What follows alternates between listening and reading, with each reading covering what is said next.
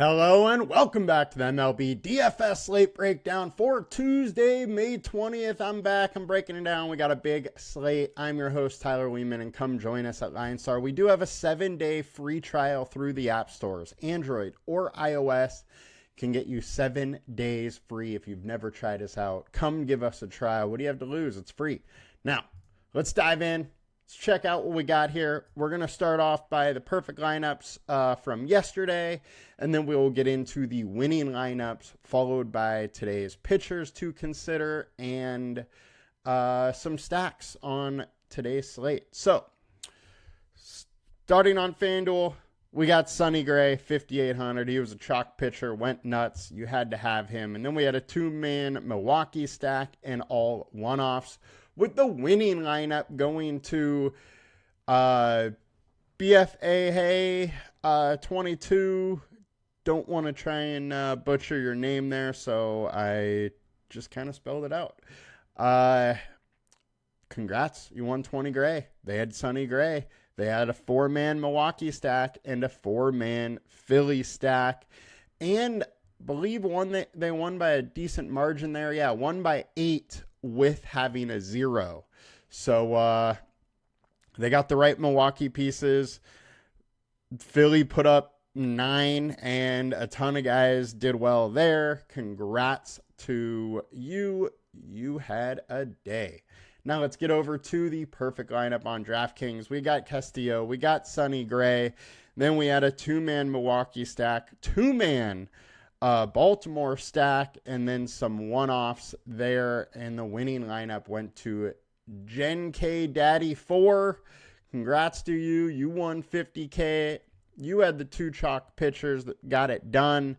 Then 2-man Philly stack, Shonel,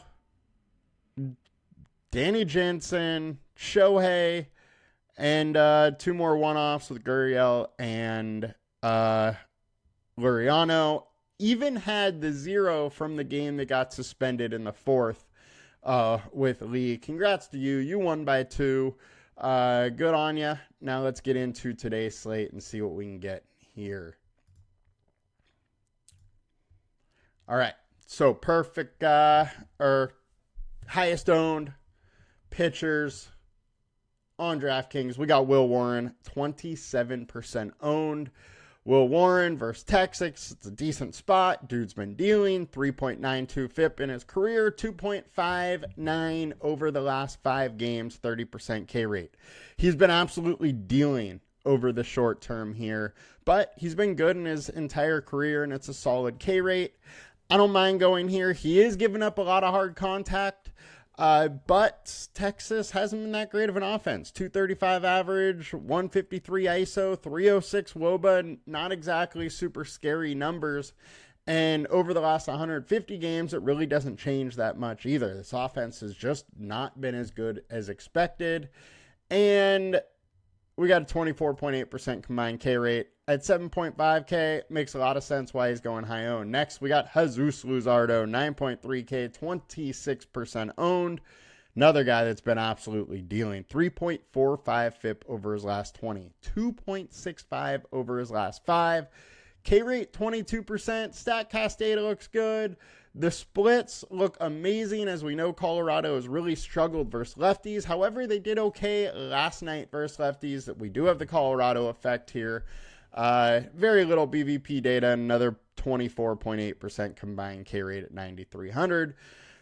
It's hard clicking a Colorado pitcher here, but Luzardo's in another good spot. I don't mind a little bit. Next, we got Gavin Williams, 7,600, 24% owned. All right. We have big worries that this game plays once again tonight. He's 7,600, and we have a 24.8% combined K rate. All 3 pitchers have had that lately. So I think you need to have some interest, but the big news here is the rain. I don't know if we're going to be able to get this game off.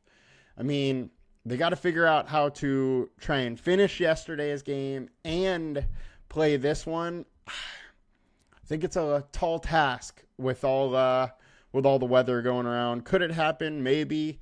But definitely make sure you're paying attention to it. If it happens, I'm interested because he does have a real solid ceiling for his price. Next, Dylan Cease, 8,800, 19% owned.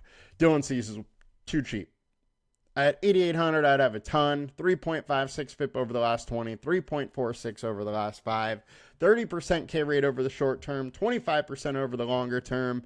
StatCast data is decent, 40% fly balls, 35% ground balls. I'd like to see those flipped a little bit, but it's fine. It's all soft contact, 26% soft contact.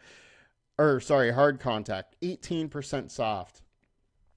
It's just not great contact. I'm fine going back here to Cease.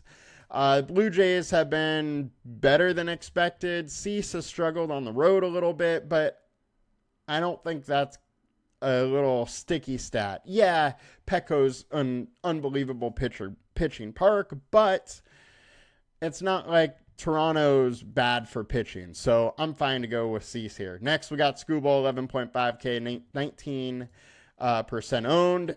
Obviously has the highest ceiling of anybody on the slate. Totally fine going there, and he's probably going under owned even at 11.5K. Guy has just been absolutely lights out. Next, we got Yoshi Yamamoto, 10.5K, 17% owned. I think you got to consider Yoshi just because he has been so good. 3.17 FIP over his last 20, 3.51 over his last 5, 27% K rate. Only issue is this Arizona team can hit 283 average versus righties, 225 ISO, high WOBA, low K rate. It's not a team you really like to try and pick on, thus the low ownership, but Yamamoto can get it done. Next, Logan Henderson, 14% owned, 9.5K. This dude was absolutely dealing in the minors and is just dealing in the majors too. 3.19 FIP, 40% K rate over his 2 starts. StatCast data, however, is scary. 63% fly balls, 36% hard contact.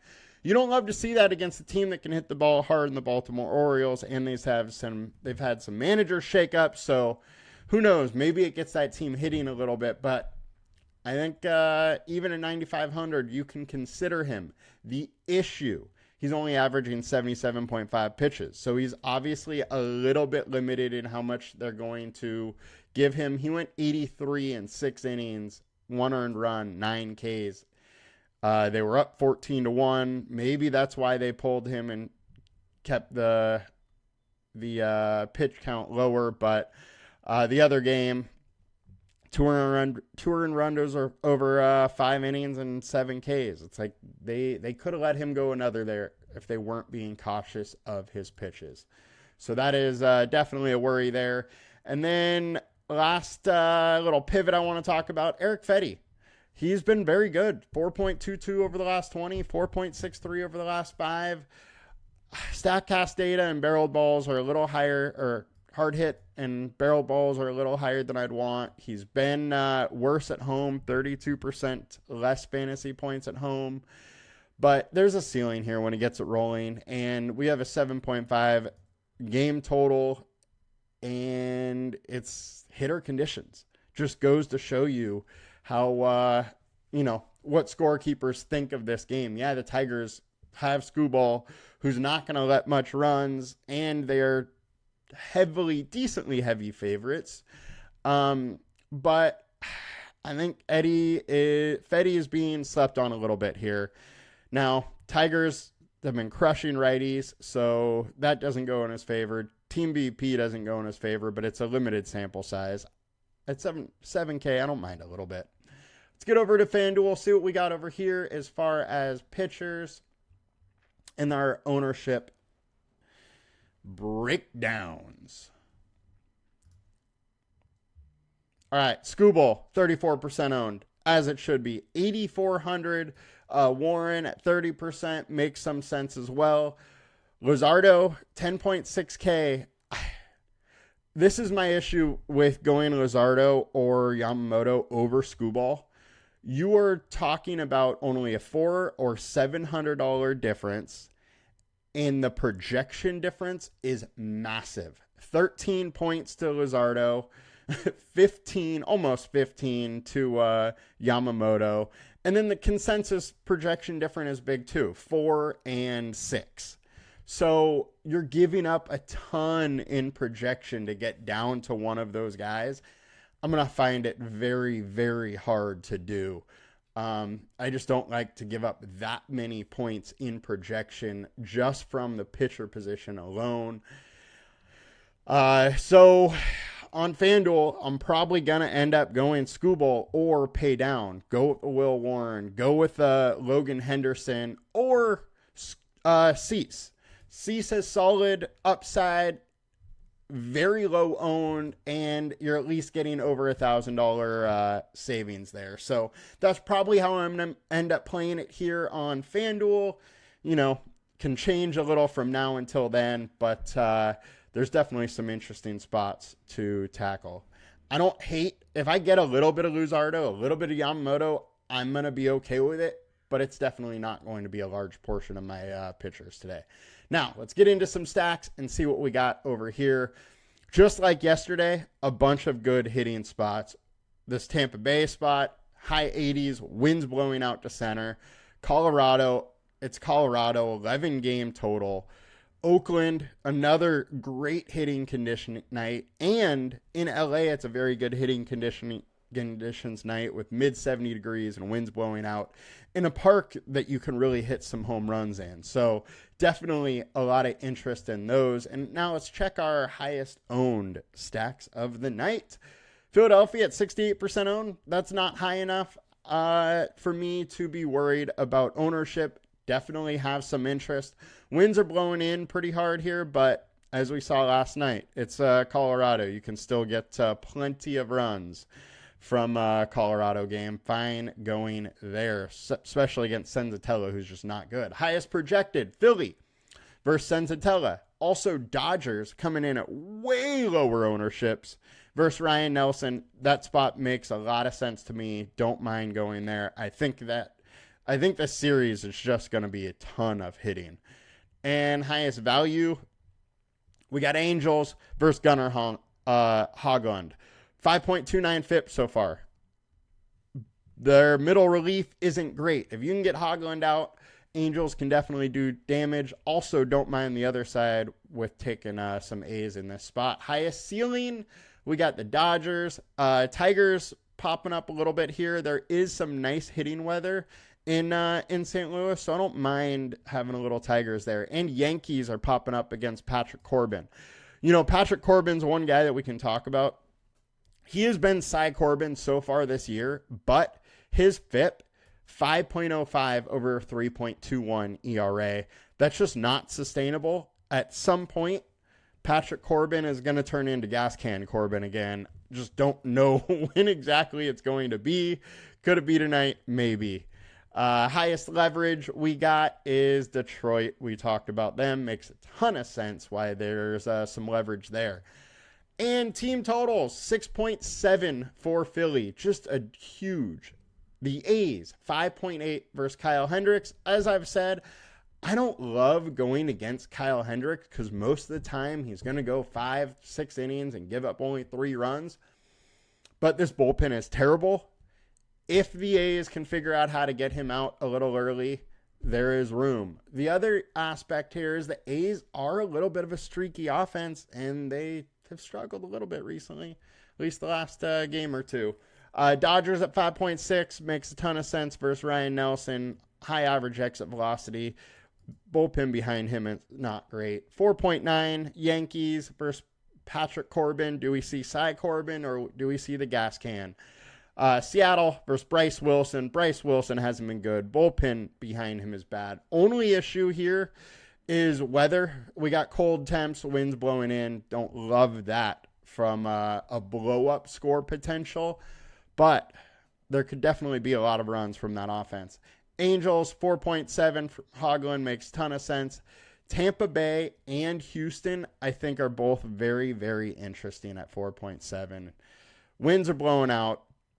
It's one of those minor league stadiums, so the wind can just add a little bit more as they're a little lower developed than, the big league stadiums are. So makes some sense to go to Tampa Bay. and Houston, and they're probably low owned again. They had a chance to blow up yesterday, it just didn't quite happen. Milwaukee versus Baltimore makes some sense there versus Kin, as well as the Baltimore side, and go in with Logan Henderson. While Logan Henderson has still been great, it's still a second star in the MLB, so don't mind that. And then the low owned wild one for me today is probably Detroit. Possibly San Diego, depending on who goes there. But, I'm just not totally sure who's going. It could be Bassett. And if it's Bassett, don't love trying to pick on San Diego in that spot. That'll do it for us today, guys. We'll be back with more tomorrow, and our prop shows will be out shortly. Y'all have a good one. Please like, comment, and subscribe. Talk to you later. Peace.